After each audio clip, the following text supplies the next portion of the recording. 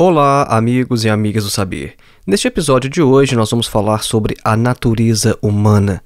Nós vamos fazer especificamente uma crítica a um determinado conceito, a uma determinada concepção de natureza humana que é muito comum em nosso período, no período do capitalismo tardio. Então esse episódio não tem o objetivo de fazer uma varredura por toda a história da filosofia para discutir diversas concepções de natureza humana, fazer uma análise da chamada antropologia filosófica. O nosso propósito não é esse. A gente quer pegar uma determinada concepção que a gente encontra refletida em vários documentários, na literatura popular, na indústria cultural e efetuar uma crítica a partir da concepção marxiana e também das reflexões do filósofo francês existencialista Jean-Paul Sartre. Nós vamos apresentar também a concepção dos gregos antigos sobre o homem, mais especificamente de Protágoras de Abdera. Ele tem uma formulação muito interessante que vai se aproximar bastante da concepção que a gente vai encontrar depois em Marx e em Sartre. Acompanhe.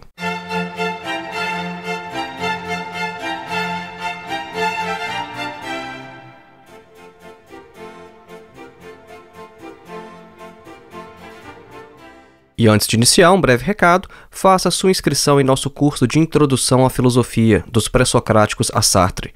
O nosso curso tem mais de 14 horas de duração, você pode fazer com total flexibilidade porque não tem data nem de início e nem de término, e é um curso que oferece certificado ao final. O nosso objetivo é colocar você em contato direto com alguns dos principais textos de toda a história da filosofia. Então, ao invés de você ler comentadores ou literatura secundária falando sobre os filósofos, os nossos vídeos vão te preparar para que você leia diretamente os textos de Platão, de Aristóteles, de Sêneca, de Marco Aurélio, de Santo Agostinho, Tomás de Aquino, René Descartes, Kant, Hegel, Marx, Sartre e etc. O link para o nosso curso está na descrição deste episódio. Lá você pode ver a ementa, ver alguns vídeos que já estão disponíveis para você ver como que é a dinâmica do curso e lá mesmo você já pode fazer a sua inscrição.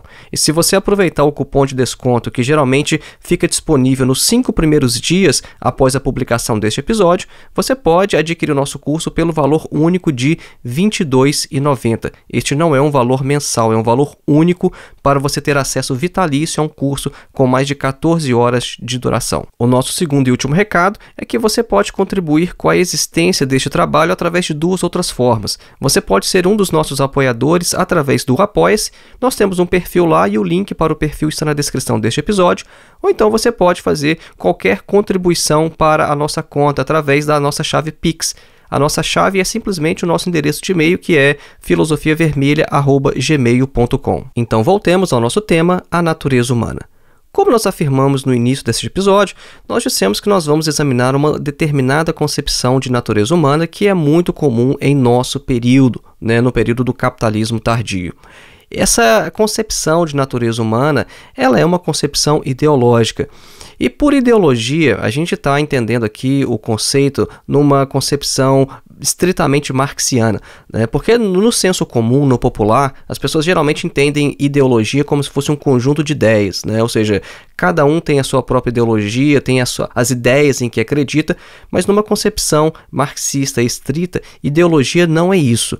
Quando os marxistas falam de ideologia, eles se referem, na maioria das vezes, a uma determinada concepção de mundo, a um determinado conjunto de ideias que representa uma falsa consciência a fim de escamotear ou de justificar o mundo presente.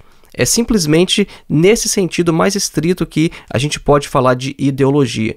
Então vejam, é essencial para a gente caracterizar ideologia é que seja uma falsa consciência que vise justificar o mundo do jeito que é.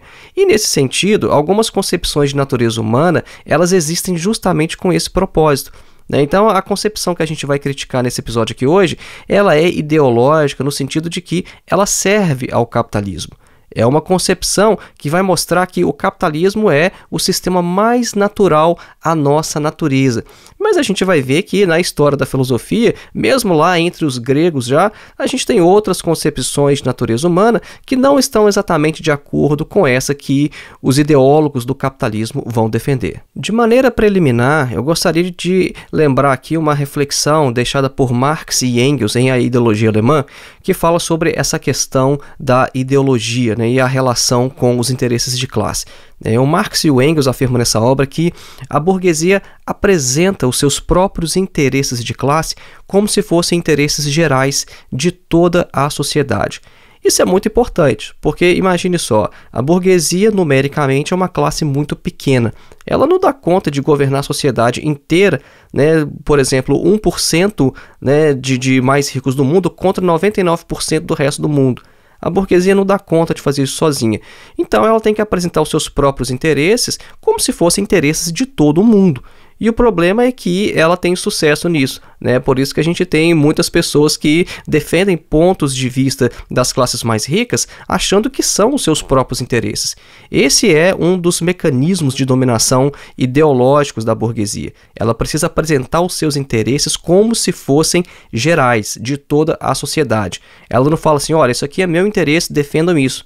Ela fala, olha, nós temos que defender esse ponto de vista porque vai ser bom para todo mundo. Nós vemos isso refletido, por exemplo, quando eles querem passar leis anti-trabalho, por exemplo. Essas leis antitrabalhistas que vão retirar direitos dos trabalhadores. Eles apresentam a coisa da seguinte forma, olha, se nós, por exemplo, acabarmos com sindicatos, os salários vão aumentar. Então é interesse de vocês, trabalhadores, acabarem com os sindicatos. Esse é um exemplo de como que a coisa funciona. Ela apresenta os seus interesses como se fossem gerais. E isso o Marx e o Engels já haviam sinalizado, em A Ideologia Alemã. O objetivo, então, é esse, a fim de legitimar o capitalismo como o melhor dos mundos possíveis, ela vai recorrer no campo ideológico a diversos artifícios, a diversas sutilezas teóricas, e o conceito de natureza humana é um dos seus favoritos. Dessa forma, ela pretende fundamentar a sua exploração sobre a classe trabalhadora para mostrar que o capitalismo é o modo de produção mais natural e adequado à essência do ser humano. Então, por exemplo, para justificar a competição nas relações sociais e a competição entre os próprios trabalhadores, ela aponta para o reino animal e vai falar o seguinte, olha, nós, humanos, nós somos exatamente o que a gente vê ali no reino animal. Quando a gente vê, por exemplo, a relação entre caças e predadores, onde apenas os mais aptos sobrevivem, ela vai mostrar, olha, no mercado é a mesma coisa. Nós temos caças, predadores, os mais fortes, os mais espertos, eles vão engolir os mais fracos. Na linha do darwinismo social, ela vai nos lembrar, através desses documentários sobre a natureza, que aquilo que acontece nas savanas, por exemplo, leões caçando zebras e tantos outros animais engolindo outros, isso seria apenas a manifestação crua e originária da mesma competição que a gente observa nas corporações e no mercado. Então vejam que quando a gente assiste aqueles documentários lá, por exemplo, no Discovery Channel, a gente não está vendo simplesmente a natureza como ela é. Mas esse tipo de documentário vai reforçar a ideia de que nós somos parte daquilo ali, que aquilo ali é parte da nossa natureza. E o que vai se esconder por trás, então, desse conceito de natureza humana é apenas uma determinada concepção metafísica do real que vai universalizar as relações sociais dos homens como são agora e definir o seu ser no mundo como efetivação de uma suposta natureza estática, eterna, imutável, criada por um ente superior, ou então como se fosse resultado evolutivo de um determinismo biológico mecanicista, como a gente vai ver mais para frente a questão do Darwin, como que o Darwin é utilizado ideologicamente para justificar essa concepção de natureza humana. As duas estratégicas básicas, então, são as seguintes. Ou a natureza humana ela é herdada espiritualmente, ou seja, existe um Deus que nos criou assim, é por isso que nós somos como somos, ou então a nossa natureza humana é herdada geneticamente, ou seja, não, foi a evolução que nos fez assim. Mas, em todo caso, a gente não poderia fazer nada a respeito dessa natureza, a não ser aceitá-la. Então, vamos examinar se a coisa é de fato assim. Inicialmente, vamos examinar como que o ser humano se forma, Porque a gente está falando da natureza humana, então a gente tem que examinar como é que a gente se forma. Vamos examinar historicamente como nós somos, se nós somos sempre da mesma maneira. E aí a gente vai poder traçar um quadro mais definido do que é a natureza humana. Vamos começar então por algumas reflexões de Marx e Engels em sua obra A Ideologia Alemã. Marx e Engels vão afirmar lá o seguinte, vou abrir aspas. O primeiro pressuposto de toda a existência humana e, portanto, de toda a história é que todos os homens devem estar em condições de viver para poder fazer história. Para viver, no entanto, é preciso antes de tudo comer, beber, ter moradia, vestir-se e algumas coisas mais. Fecha aspas. Então vejam só que nesse trecho aqui, Marx e Engels estão falando que o primeiro fato histórico é a produção dos meios que permitem a satisfação dessas necessidades que a gente apontou. Isso é, a produção da própria vida material. Para produzir essa vida material, o homem precisa se relacionar com outras pessoas. Vejam bem, o ser humano ele não caça sozinho, ele não planta sozinho, ele não constrói moradias sozinho. Ou seja, ele não cria primeiro, em isolamento, uma imagem de si mesmo, dos outros ou então do mundo, para só depois sair ao mundo e se relacionar com as outras pessoas. Acontece que o homem já está em relação com outras pessoas quando ele começa a pensar sobre si mesmo, quando ele começa a fazer representações sobre o mundo, sobre Deus, sobre a religião, ou seja o que for. Então, Marx e o Engels eles continuam e eles afirmam mais à frente o seguinte, abre aspas, a produção de ideias, de representações e da consciência está, no princípio, diretamente vinculada à atividade material e ao intercâmbio material dos homens, como a linguagem da vida real. As representações, o pensamento, o comércio espiritual entre os homens aparecem aqui como emanação direta do seu comportamento material. O mesmo ocorre com a produção espiritual, tal como aparece na linguagem da política, das leis, da moral, da religião, da metafísica, etc., de um povo. Fecha aspas. Vejam que nessa perspectiva histórica colocada aqui pelos autores, o ser humano não teria uma essência pré-determinada que lhe condicionaria a agir em todas as épocas históricas e em todas as formas de organização social sempre do mesmo modo. A consciência do homem ela reflete, de certo modo, a organização de sua vida material, das relações de produção em que ele já se encontra envolvido quando ele começa a pensar sobre si, sobre o mundo e também sobre os outros. Embora, quando a gente fala de reflexo aqui, a gente tem que tomar cuidado para não achar que o pensamento é unicamente um reflexo direto, do mundo material em uma via de mão única. E daí, então, o Marx e o Engels vão fazer aquela afirmação que é clássica, que, abre aspas, não é a consciência que determina a vida, mas a vida é que determina a consciência, fecha aspas. Bom, o que a gente viu aqui nesses trechos de Marx e Engels em A Ideologia Alemã é basicamente o seguinte: os seres humanos eles sempre têm alguma determinada ideia de o que eles são, de como eles são. Em todas as épocas históricas a gente percebe que os seres humanos eles têm uma concepção, olha, nós somos assim, a nossa natureza é assim. Pensa para você ver na Idade Média. Como é que o homem se enxergava na Idade Média? Bom, basicamente como criatura de Deus, como criado por Deus à imagem e semelhança de Deus. O pensamento medieval foi fortemente marcado pela doutrina cristã e pela predominância ideológica, teórica e espiritual da Igreja. E a igreja servia, então, como um dos mecanismos de dominação. De uma perspectiva social, a igreja institucional ela era basicamente isso. Ela servia para legitimar aquele mundo que estava organizado daquela forma. A igreja justificava o feudalismo. É por isso que no início do episódio a gente mencionou sobre ideologia. Ideologia, no sentido marxiano estrito, seria uma forma de uma falsa consciência que visa justificar como o mundo está organizado. Bom, na Idade Média, como que isso acontecia? Através da doutrina cristã. A doutrina cristã, de alguma forma, uma determinada leitura da Bíblia que se fazia na época, era utilizado para justificar o mundo como ele estava organizado. Então, se você era um servo, a igreja dizia que era isso mesmo, que você tinha que simplesmente aceitar essa condição porque era a vontade divina. Perceba, então, que a ideologia funciona assim. É mais fácil, quando a gente olha para um outro período histórico, aí a gente consegue ver mais claramente. De fato, era assim que funcionava na Idade Média. Agora, e quando a gente vai analisar o tempo presente? Como é que a gente identifica o que é ideologia? O que é aquilo que vai justificar o mundo como ele está hoje organizado? E a gente está examinando justamente um desses aspectos que é uma determinada concepção de natureza humana. Mas o que o Marx e o Engels, então, estavam falando nesse trecho é o seguinte: quando os indivíduos criam determinadas concepções sobre si mesmos e sobre o mundo, eles fazem isso depois de já estarem em relações uns com os outros. Por quê? Primeiro, a gente tem que estar vivo para pensar, não é mesmo? É uma coisa tão óbvia. Como é que a gente vai pensar, como é que a gente vai fazer filosofia, como é que a gente vai fazer arte, ciência, se a gente não estiver vivo? Então, a primeira coisa é que a gente tem que estar vivo. Agora, para estar vivo, o que a gente tem que fazer? Bom, a gente tem que comer, não é? A gente não se alimenta todos os dias, a gente não tem que fazer várias refeições por dia, a gente não tem que morar em algum lugar, a gente não tem que se esconder, ter um tipo de abrigo, a gente não tem que ter roupas. Bom, e para ter essas coisas, para ter moradia, para ter alimentação, para ter roupas, a gente precisa produzir essas coisas.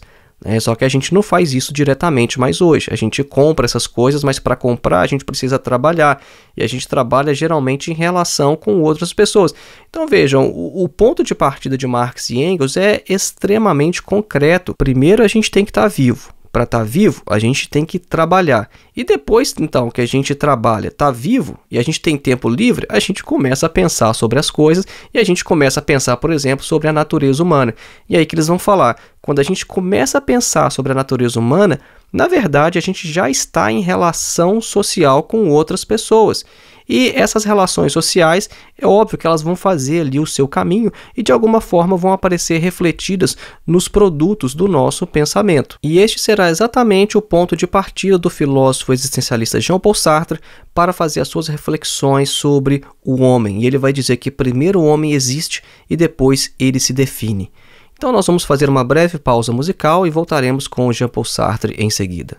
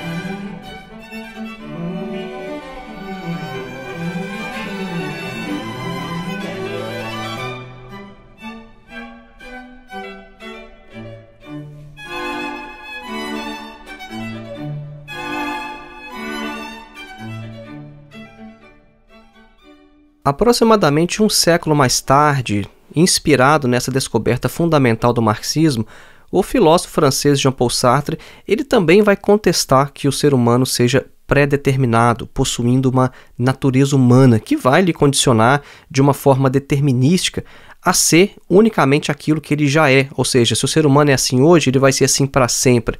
E disso, essa natureza, essa essência, iria tolher, iria tirar do ser humano a sua liberdade de ser de outro modo. Então, o Sartre vai falar que o homem não tem uma essência que precede a sua existência, mas, pelo contrário, a sua existência precede a sua essência.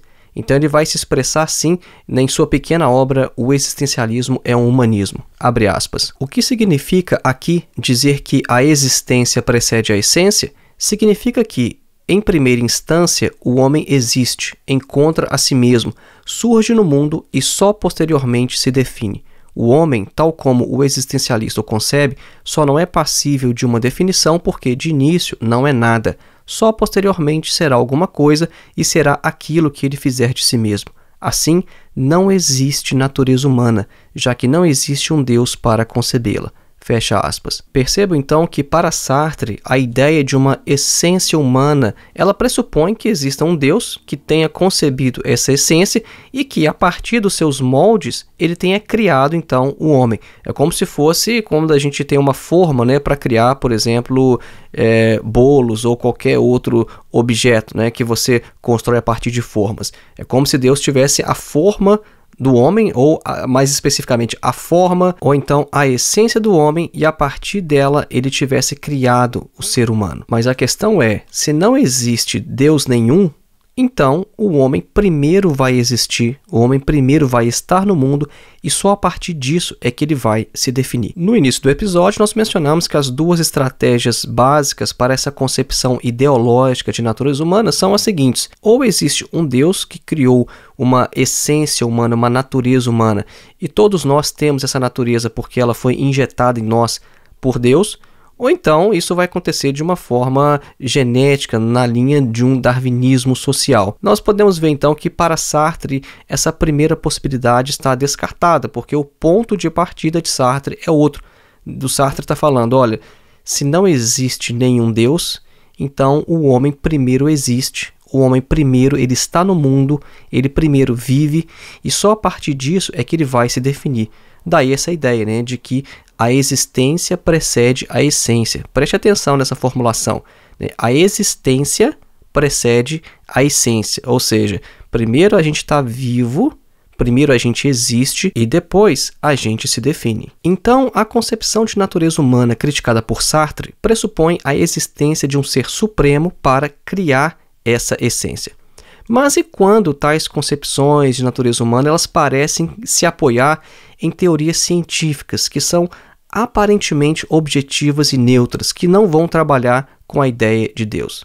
Nesses casos, a gente precisa lembrar que não existe tal conhecimento objetivo da realidade, né, como alguns cientificistas querem fazer passar, querem nos fazer crer, né? Ou seja, não há um conhecimento imediato do mundo. Todo conhecimento é mediado e também passa por um processo de construção social. Isso é a categoria de mediação que o Marx trouxe do sistema hegeliano e que teve um papel importante em sua crítica a alguns aspectos do darwinismo. O Marx e o Darwin foram contemporâneos e o Marx ele chegou a fazer alguns apontamentos bem interessantes sobre a teoria da evolução. Em uma carta que Marx escreveu a Engels, uma carta de 18 de junho de 1862, o Marx ele fez uma breve observação sobre as descobertas de Charles Darwin. A gente já afirmou, o Marx e o Darwin eles eram contemporâneos e chegaram até mesmo a trocar cartas, nas quais eles expressavam um respeito e uma admiração mútuos, sendo que o Marx ele até mesmo enviou uma cópia de O Capital para o Darwin. E na primeira vez que o Marx leu sobre a origem das espécies, ele ficou muito impressionado, positivamente impressionado. Aí, cerca de um ano depois, quando ele foi reler a obra, ele percebeu então uma coisa que, numa primeira leitura, ele havia deixado passar despercebido. Então vejam só o que o Marx vai falar aqui nessa carta a Engels. Abre aspas. É notável como Darwin reconhece nas plantas e nos animais a sua sociedade inglesa com sua divisão do trabalho, concorrência, desenvolvimento de novos mercados, invenções e a luta pela vida malthusiana. É o bellum omnium contra omnes, né, que no latim significa guerra de todos contra todos, de Hobbes. E lembra Hegel na Fenomenologia, onde a sociedade civil é vista como reino animal espiritual, enquanto que em Darwin o reino animal figura como sociedade civil. Fecha aspas. Percebam que Marx identificou aqui diversas determinações sociais que acabaram atuando como mediações no pensamento darwiniano. A suposta natureza humana que alguns ideólogos tentam derivar do darwinismo, isso não passaria de um anacronismo então, porque isso seria apenas a projeção daquele homem do século XIX no processo de evolução dos seres vivos e do gênero humano, no sentido de que, olha, como são os homens hoje? Bom, os homens hoje são egoístas, os homens hoje eles competem entre si, a gente vê as corporações lutando por novos mercados, a gente vê a escravidão, o colonialismo. Bom, eis aí a natureza humana. O homem sempre foi assim, essa é a essência. Por toda a história, desde o início, o ser humano é isso aí e ele sempre será. Vejam só então como que funciona o uso ideológico da coisa. No início do episódio a gente até colocou essa formulação, né?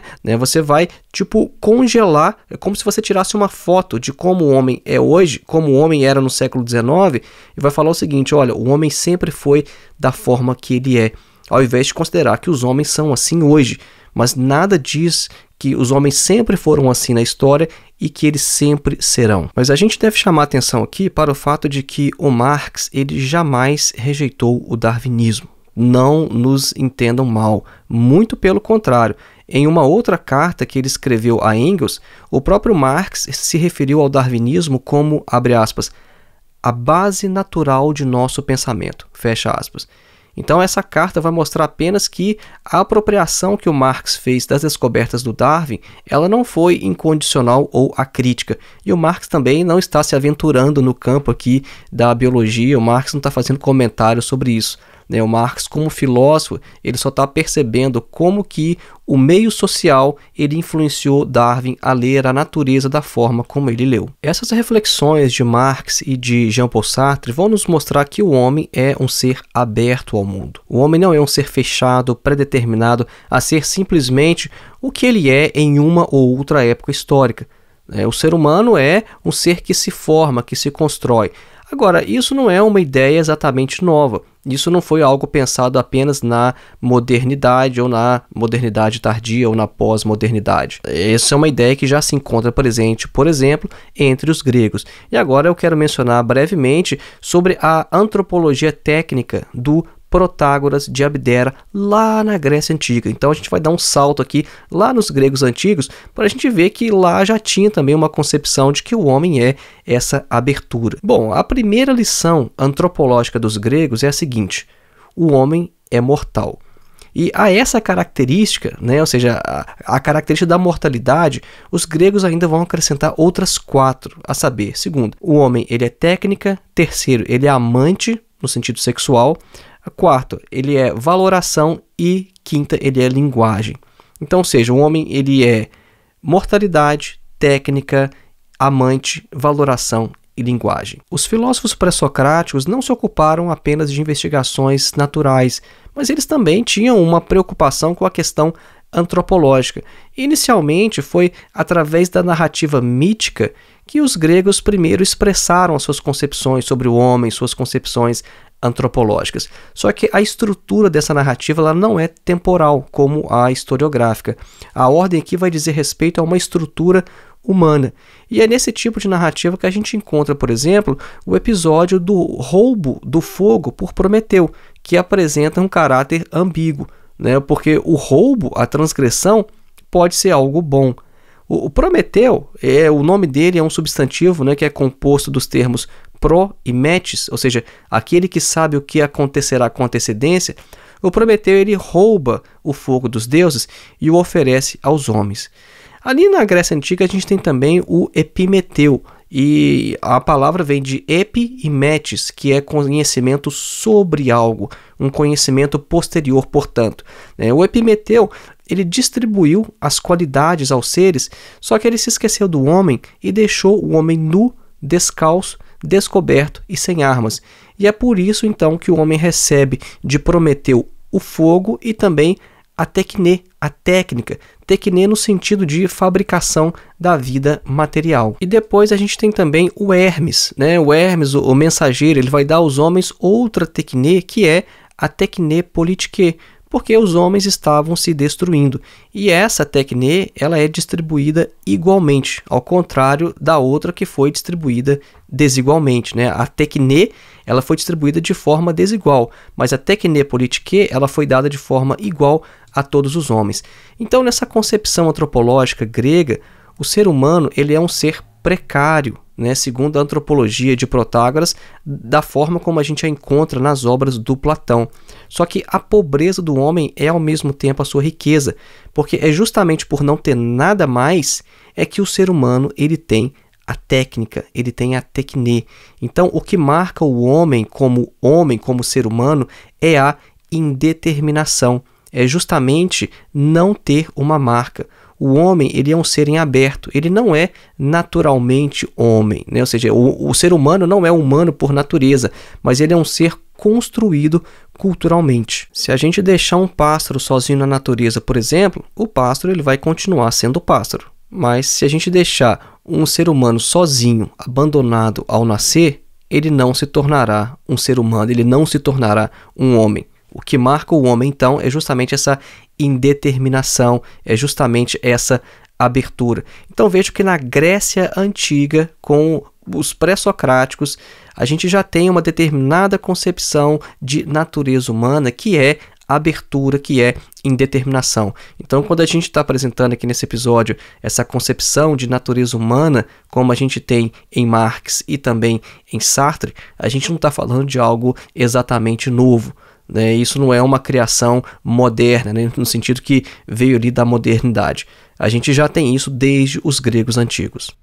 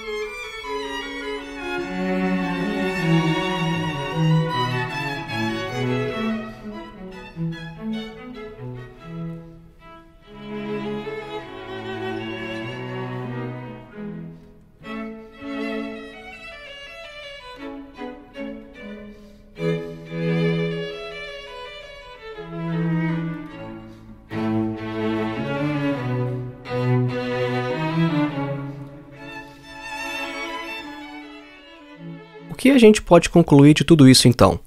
Bom, primeiramente é que o homem do capitalismo é apenas o homem do capitalismo e não a expressão de uma natureza humana eterna e imutável.